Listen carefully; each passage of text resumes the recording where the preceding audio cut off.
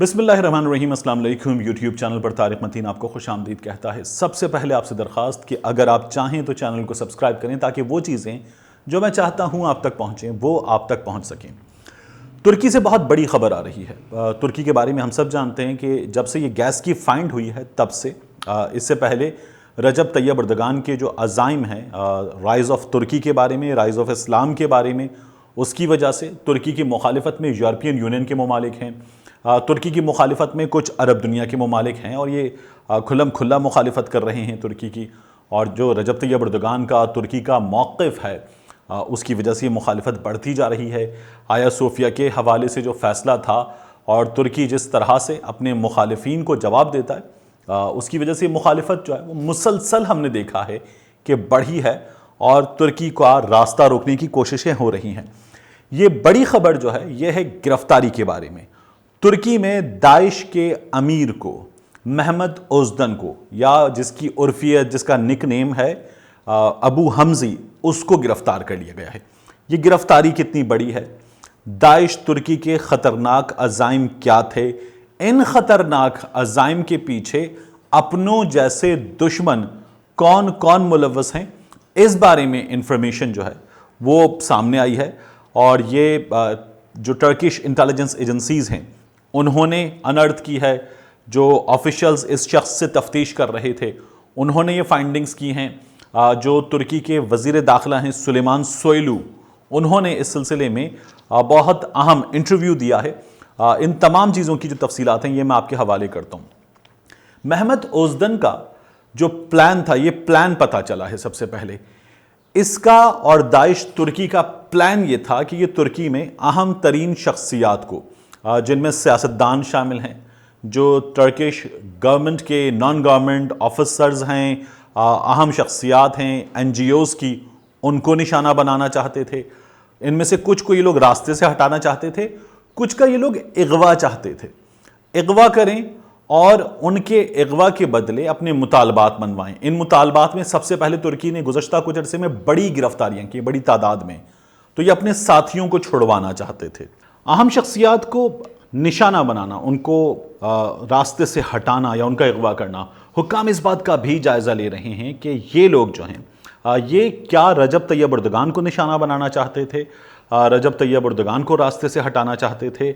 इस बारे में तफ्तीश हो रही। गो कि अभी इस बारे में सुलेमान सोयलू ने सवाल का जवाब नहीं दिया है, तुर्क हुक्काम ने सवाल का जवाब नहीं दिया है, लेकिन इस बात का भी जायज़ा लिया जा रहा है कि रजब तैयब अर्दगान जो हैं वो असल टारगेट हैं, उनके अज़ाइम की बिना पर वो असल हदफ हैं। तो क्या ये लोग रजब तैयब अर्दगान पर हमले की प्लानिंग कर रहे थे, इस बात की भी तफ्तीश हो रही है। और इसके साथ साथ ये अहम तरीन मकामात, अहम तरीन इमारतों को निशाना बनाना चाहते थे।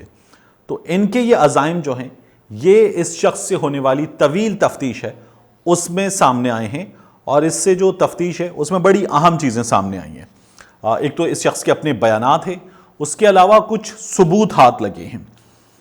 महमद ओज़दन जो है ये सबसे पहले जान लीजिए कि आया सोफिया को निशाना बनाना चाहता था, तक़सीम स्क्वायर पर हमला करना चाहता था। इसमें बम हमला भी था और स्नाइपर टाइप अटैक्स भी थे, गोलियों की बौछार के अटैक्स भी थे जिसका ये लोग इरादा रखते थे। तुर्क वज़ीर दाखिला सुलेमान सोयलू ने बताया है कि ये जुनूबी सूबा है तुर्की का अदाना, वहाँ से ये शख्स जो है वो गिरफ्तार किया गया है। यहाँ पर वैसे भी कुछ लोग जो हैं वो मुसलसल गिरफ्तार हुए हैं। यहाँ जो इनके अपने कर्दिश बागी हैं, जो दहशतगर्द हैं, उनकी भी गिरफ्तारियाँ हुई हैं। वो यहाँ कुछ स्ट्रॉन्ग हैं, उनके ख़िलाफ़ भी कार्रवाइयाँ जारी हैं। 20 अगस्त से ये शख्स जो है वो इदारों की तहवील में था तुर्की के और इससे तफ्तीश हो रही थी। इस शख्स से कुछ डिजिटल मटीरियल मिला है, हार्ड डिस्क मिली है, इसका लैपटॉप मिला है, इसके फ़ोन से कुछ मालूमात मिली हैं।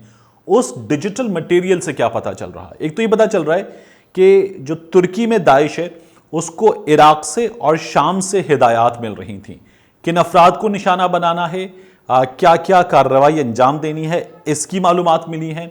इसके साथ साथ मालूमात मिली हैं कि ये लोग जो हैं तुर्की में 10 से 20 अफराद की टीमें बनाकर मुख्तलिफ मकामात पर हमला करना चाहते थे।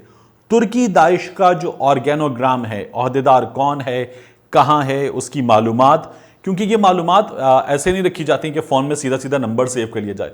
آپ کو یاد ہوگا ان کی بھی کام کرنے کا طریقہ جو ہے وہ ادارے بتا رہے ہیں کہ وہ ویسا ہی ہے کہ یہ مکمل معلومات سینڈ کرنے کے بجائے اسے سیو کر لیتے تھے اس میڈیم پر.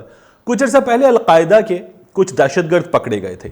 یہ جو دہشت گرد تھے یہ کیا کرتے تھے کہ انہوں نے فرض کر لیجئے, اس وقت بھی حکام نے یہ بات بتائی کہ اگر کسی شخص نے ایک ای میل تیار کی ہے اور وہ کسی کو سینڈ کر دے گا تو وہ انٹرنیٹ ٹریفک میں شامل ہو جائے گی. لیکن یہ اسے سینڈ کرنے کے بجائے ایک ہی اکاؤنٹ کا پاسورڈ ملٹیپل لوگوں کے پاس موجود ہوتا تھا اور اسے سینڈ کرنے کی بجائے اسے سیو کر دیتے تھے, اور پھر دوسرا شخص وہاں پر چیک کر لیتا تھا, اور چیک کرنے کے بعد اس میں جو ایڈیشن ہے اور اپنی جو مزید اس پر اپڈیٹس ہیں, اپنا جو ٹیک ہے وہ اس میں وہیں پر کمپوز کر دیتا تھا. پھر تیسرا شخص اسے چیک کر لیتا تھا. یہ تھا ان کا طریقہ کار. ان لوگوں کا طریقہ کار بھی کچھ ایسا ہی تھا. لیکن ان تمام چیزوں کے باوجود بھی جو ان کی جو ڈیجیٹل میٹیریل سے چیزیں ملی ہیں ان میں پہلے یہ بتاؤں آپ کو کہ ڈی کوڈ کرنے پر کیا پتا چلا ہے. یہ پتا چلا کہ یہ لوگ اغوا کرنا چاہتے تھے, حملے کرنا چاہتے تھے, گولیوں کی بوچھاڑ ہوتی, جس طرح ممبئی میں ہوتا دہشت گردوں نے فائرنگ کی تھی اس طرح کی فائرنگ بھی کرنا چاہتے تھے. اس کے علاوہ یہ لوگ Adana air base, military air base پر حملہ کرنا چاہتے تھے. یہ گرفتاری جو ہے محمد اوزدن کی یہ کیسے ہوئی؟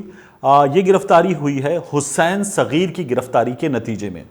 گزشتہ دنوں آپ نے دیکھا ہوگا ٹی آر ٹی ورلڈ پر بھی, سی این این پر بھی, بی بی سی پر بھی جو ٹرک حکام ہیں انہوں نے یہ فوٹیجز جاری کی کہ ایک شخص استنبول میں مختلف مقامات پر گھومتا نظر آیا. مشکوک شخص تھا یہ, اور یہ جھاڑیوں میں بھی گھسا, یہ گلیوں میں گھسا, تقسیم اسکوائر پر نظر آیا, آیا صوفیہ کے پاس نظر آیا, اور پھر اس کی یہ تمام تر حرکات جو ہیں انہیں کیمروں میں, سی سی ٹی وی فوٹیجز میں ایک جگہ جمع کیا گیا, اس سے مانیٹر کیا جاتا رہا, اور پھر اس شخص کو گرفتار کیا گیا استنبول میں ایک ہوٹل سے.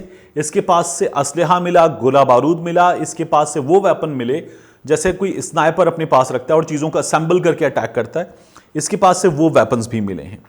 یہ جب گرفتار ہو گیا تو اس سے پتا چلا یہ رائٹ ہینڈ ہے محمد اوزدن کا, اور اس سے ملنے والی معلومات کے نتیجے میں محمد اوزدن کو گرفتار کر لیا گیا. محمد اوزدن کے ساتھ ساتھ اب حکام یہ بتا رہے ہیں, سلیمان سویلو نے بتایا کہ ترکی میں 11 صوبوں میں حکام نے چھاپے مارے ہیں اور بڑی تعداد میں ان چھاپوں کے نتیجے میں گرفتاریاں ہوئی ہیں. داعش کا نیٹ ورک اتنا ترکی کے اندر پھیل رہا تھا. ان کی ٹیرر فائنانسنگ جو ہے وہ کتنی بڑی تھی, یہ بہت ہلا کر رکھ دینے والی معلومات ہیں. سلیمان سویلو یہ بتا رہے ہیں کہ $7,000 فی دہشت گرد اس شخص کو ریکروٹ کرنے کے پیسے مل رہے تھے. یہ کسی کو داعش میں لائے گا, دہشت گرد بنائے گا, وہ کام کرے گا, $7,000 اسے فی ٹیررسٹ مل رہے تھے. اور پھر اس کے بعد جو ہے ان کے منصوبوں پر عمل درآمد کے لیے پیسے الگ تھے, اس شخص کو جو شامل ہوتا ہے اس کے لیے پیسے الگ تھے.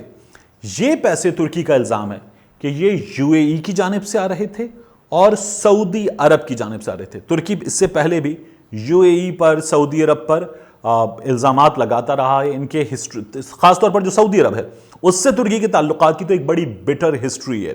ان کے درمیان لڑائیاں ہوئی ہیں, ان کے درمیان صدیوں پر محیط لڑائیاں ہوئی ہیں. تو یہ جو ہے اس ہسٹری کی بنا پر بھی یہ سب کچھ نفرت کے لاوے میں جو ہے بدلتا رہا ہے. تو ترکی کے حکام الزام لگاتے ہیں کہ یہ لوگ جو ہے یہ ان کی فائنانسنگ کر رہے تھے. ترکی کے خلاف گزشتہ کچھ دنوں میں ہم نے دیکھا ہے مسلسل سازشیں ہوئی ہیں.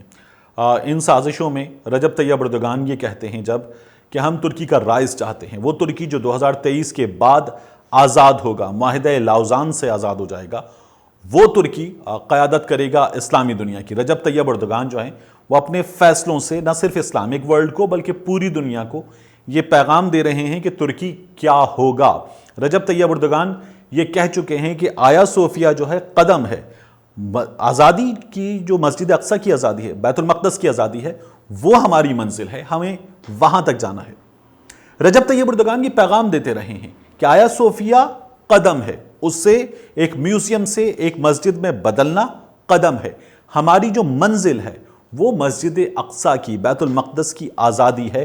اور یہی جو رجب طیب اردوغان ہیں یہ امریکہ کو خطرہ لگتے ہیں, یہ اسرائیل کو خطرہ لگتے ہیں, یہ یورپین یونین کو خطرہ لگتے ہیں, یہ عرب دنیا میں بھی بعض ملکوں کو خطرہ لگتے ہیں. اپنے مفادات کی بنا پر، وہ مفادات جو امریکہ سے وابستہ ہیں، جو اسرائیل سے وابستہ ہیں، وہ مفادات جو اسلامک ورلڈ سے الگ نظر آتے ہیں۔ اسی لیے رجب طیب اردگان کی ان ملکوں کی جانب سے ہمیں مخالفت ہمیشہ نظر آئی ہے، اور یہ مخالفت بڑھ رہی ہے۔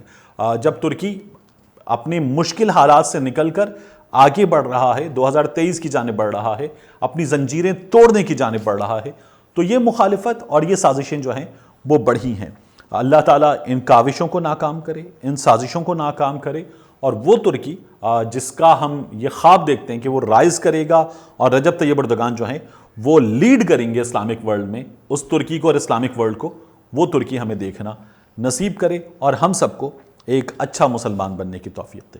آمین۔ ملتے ہیں آپ سے اگلے ویلاگ۔